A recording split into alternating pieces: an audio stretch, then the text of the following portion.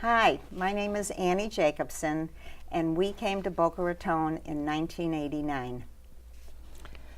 Hello, my name is Helene Mandel, and I'm a volunteer interviewer for the Boca Raton Historical Society and Museum.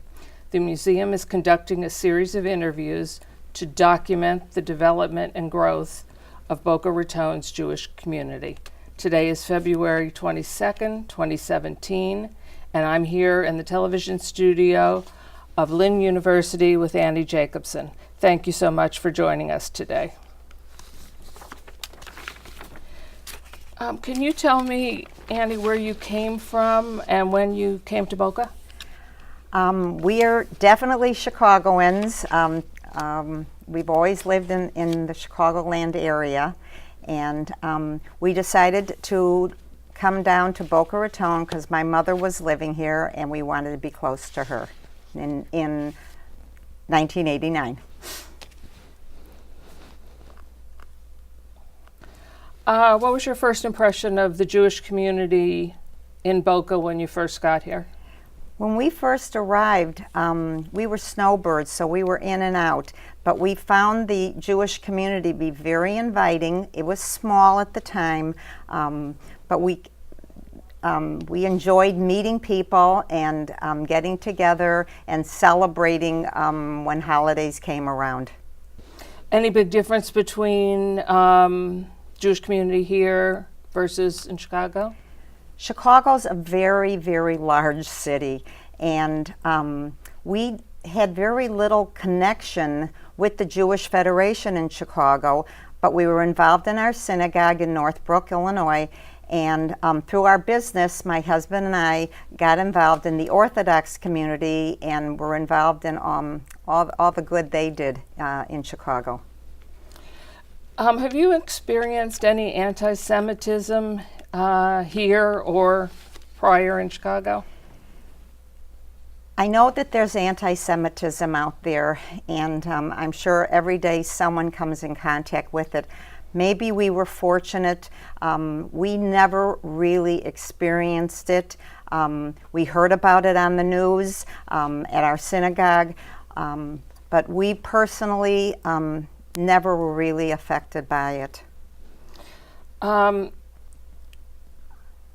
did you get active in the community? I mean, how did you start out? When my husband and I decided that we were going to be permanent residents of Boca Raton, in the early 90s, we relocated to a larger home, and I decided that I wanted to get involved in the Jewish Federation of South Palm Beach County. So that was really my first encounter, and I jumped in and just enjoyed being a part of what they did for our Jewish community.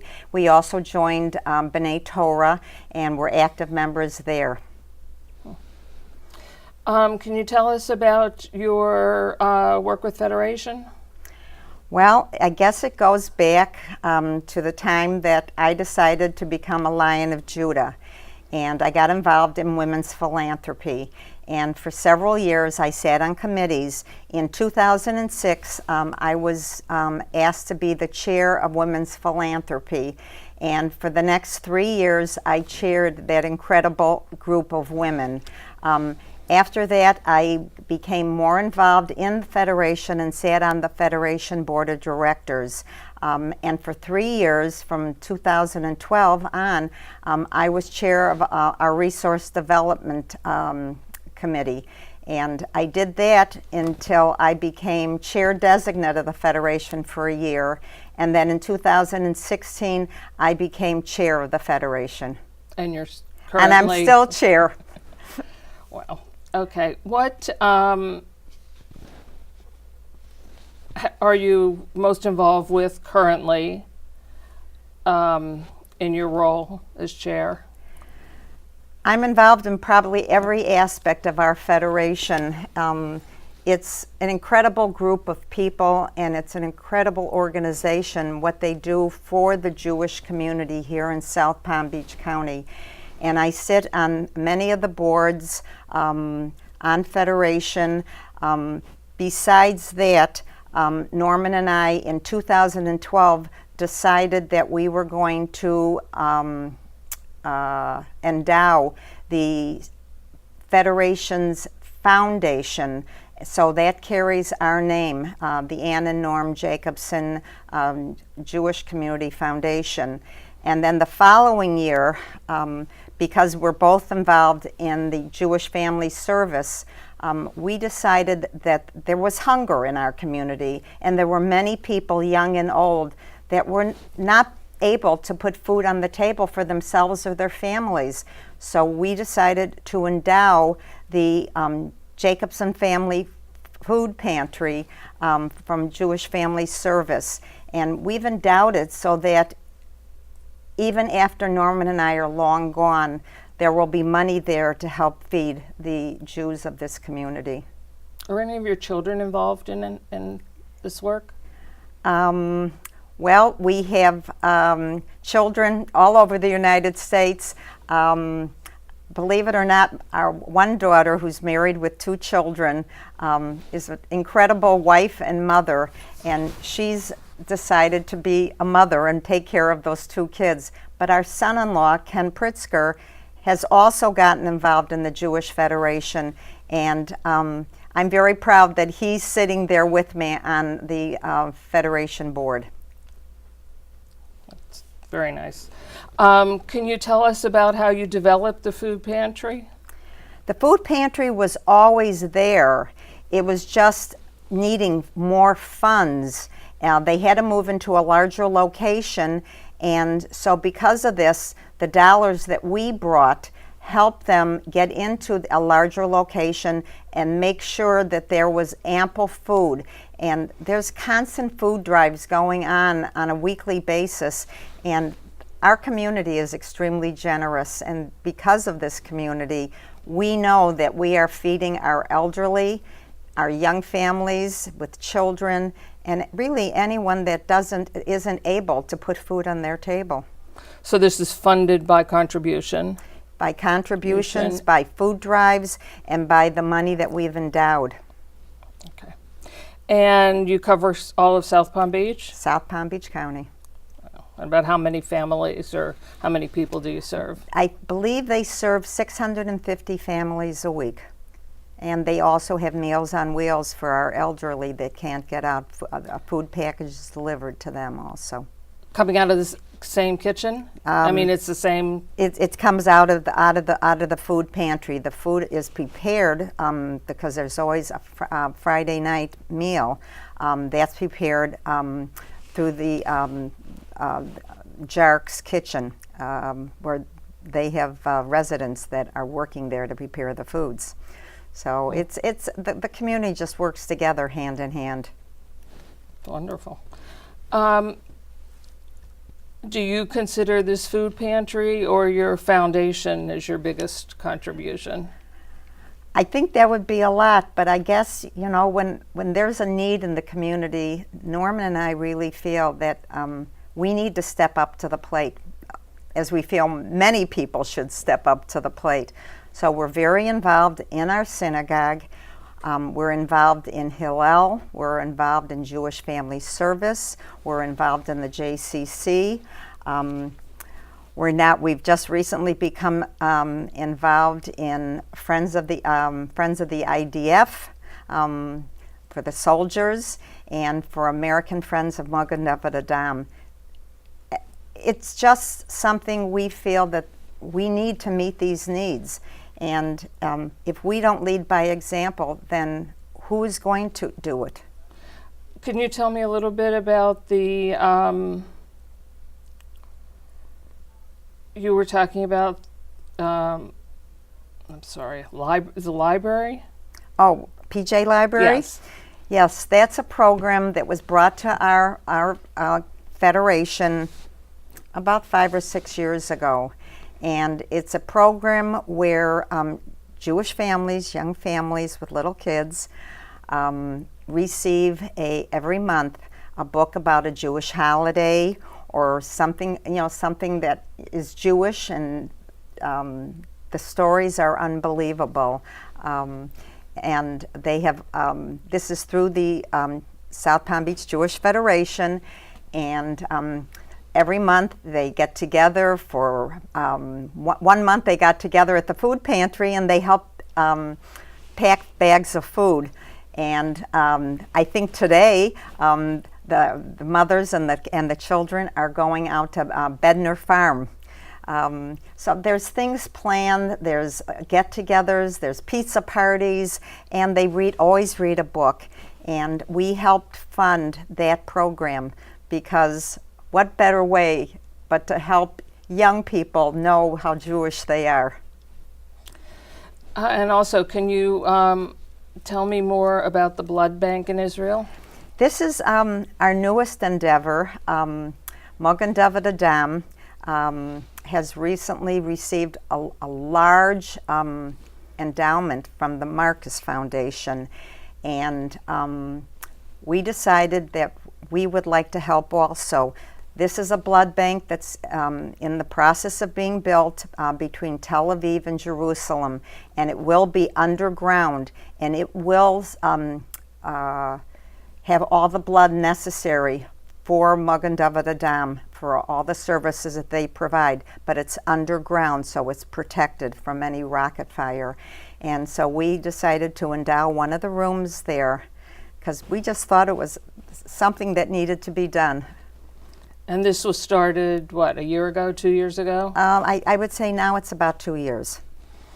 And, okay, so that's done with the Marcus family. Mm-hmm. Okay. You also mentioned something with soldiers. Yeah, that's Friends of the IDF. And it's an amazing feeling when we go to Israel. We're always encountering the young soldiers that are there. You don't have to visit an army base or a naval base to see them walking down the street or gathering in a restaurant outside. And it's just the most heartwarming experience to see these young people there. Many of them that we've met and we've been introduced to are lone soldiers, which are young people that have decided to go to Israel to be part of the IDF, and they go there without their families. So we feel that we're their family away from home, and so we sponsor a soldier or 2 soldiers, whatever it is. It's just something that you just know is the right thing to do. Are the soldiers coming from the States or all over the world? They're coming really from all over the world. But to meet them and to hear them speak to you and to feel their passion, many of them eventually make Aliyah and stay there. But they feel as a Jew, they need to be there protecting our country. It's wonderful. How often do you go to Israel? Well, last year I personally was there 3 times, once with our federation, once with our 2 grandsons who live in the Scottsdale area. They had a B'nai Mitzvah there last May, and we were there, and then with our children. And then I went again in July with our national organization, JFNA, on a campaign mission, just to visit, do site visits, and just to see what's actually going on in Israel and where our dollars are going. And you're pleased? I'm always pleased. There's nothing better than going to Israel, and when you get ready to fly home, you always say to yourself, I can't wait to come back. And that's how my husband and I have always felt. Do you have any family there?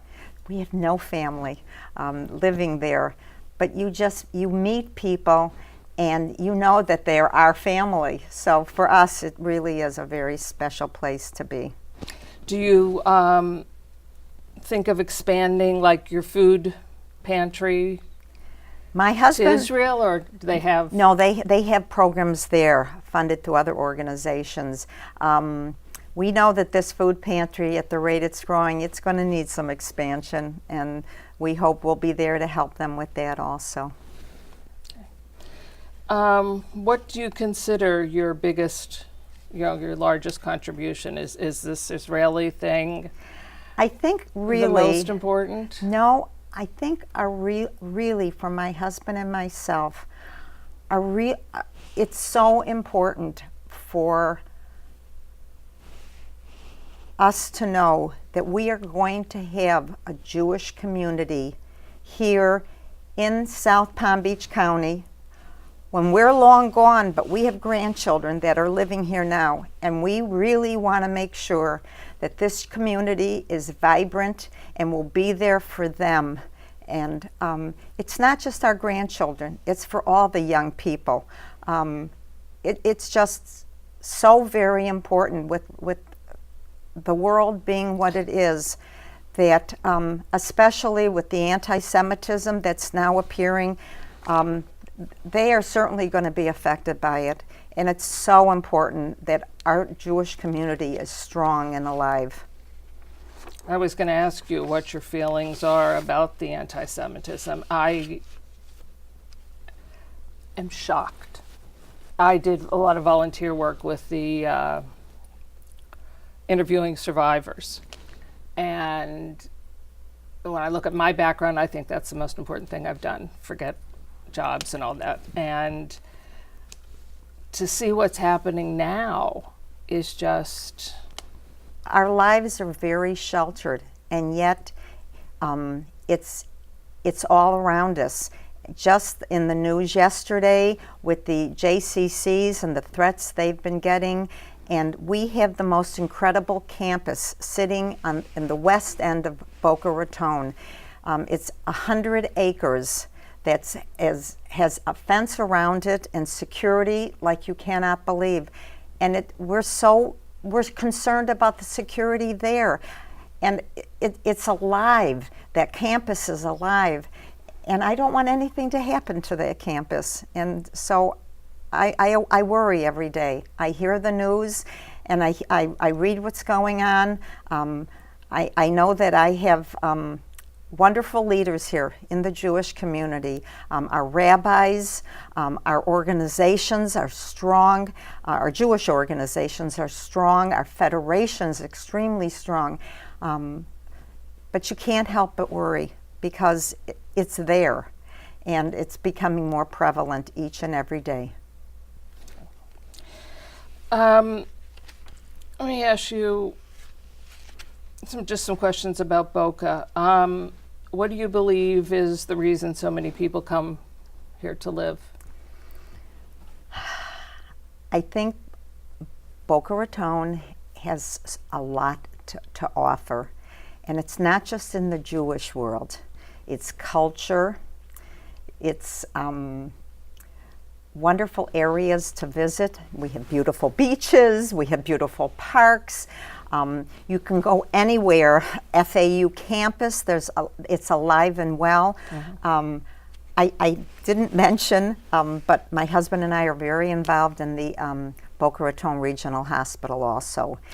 And I'm very excited to see how the hospital is growing and what they are doing there. And my husband and I my husband, he just wants to be able to help. We both do. And so we're very involved in the hospital. The 50-year anniversary of the hospital? Yeah, they're having the 50th anniversary. Tremendous growth. Yes, and wherever you go, all right, great restaurants. I mean, you know, there's just so much. There's a lot of culture coming here. The JCC is bringing in a week of Jewish movies. It's just, you can't help but love being here and feeling a part of this community. And I say that not just from a Jewish view, but from anyone that's coming down here. It really is a wonderful place to live.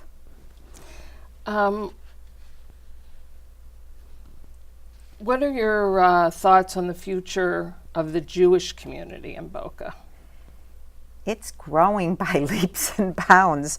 I mean, I think we're bulging at the seams as far as the number of Jews that are moving here.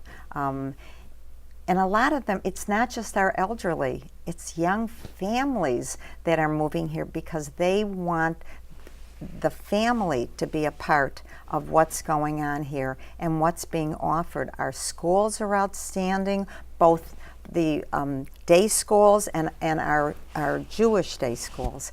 And our synagogues are alive. And the rabbis have programs. There's always something going on.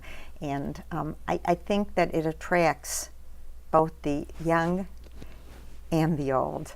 And I'm one of the old now. So. Well, big difference between like Delray and Boca. Yeah, where Boca's mixed ages. Yes, very and, mixed, yeah. Delray is much older. What are your any other goals?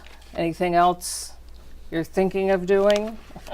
At this point, if you have the time. At this point, I love being chair of the Jewish Federation. It keeps me so involved in not only our goals and what the Federation wants to achieve, but with the life that comes with it. We just recently opened up Sinai Residence, which is a living facility for independent seniors. And to walk in there and see these seniors and enjoying themselves. And then I drive around campus. We have a new Hebrew high school coming very soon to our campus. We have 2 other schools, day schools, that are on the campus. The JCC is alive with all of the activities, and to see the Zale preschool with all the little ones. And I love going on campus. When I drive on campus, it always brings a smile to my face. So if I say that I may sound a little silly, but for me, it's life there, and it gives me life. No, not silly at all. It's wonderful. How long will you serve? I finished my first term in April, and I have 1 more year to serve, and then I'll look for other adventures. You wouldn't want to stay and continue doing that? No, it's a 2-year term. It's 2 years? Okay. Well, I'm sure they're very happy to have you. And I'm happy to be there. Is there anything else about your work that you'd like to tell us about? The only other thing that I haven't mentioned is that besides, the PJ Library and that's focused on our young, we also we help with the March of the Living. My husband and I did the March of the Living 4 years ago, and we saw the worth to it, and so we helped sponsor that. And we also are involved in Birthright, which sends our young Jewish adults to Israel on a fantastic program. And to see how these young people come back who have never been to Israel before, maybe they have been, but they come back totally different. I think that's what's most important is our young people. Because if we can keep them Jewish and identifying with their Jewishness, I know we're going to have a wonderful Jewish community for those to follow. The Birthright, they're usually going to college they or go in from college? 18 to 26, and it's an incredible program. I've had family who have gone, and exactly what you said, just totally changed them. Yeah, it has. And they just and love then it. We're also involved in Hillel, because again, Hillel on the FAU and the Nova campus and Lynn campus, the Jewish students have some place to go to, just to be together for Shabbos dinner. They have so many organized activities for them, and it gives them their Jewish identity. Many of them coming to campus with very little Jewish identity. And to see how they change and how they want to be part of Hillel, that's also gratifying.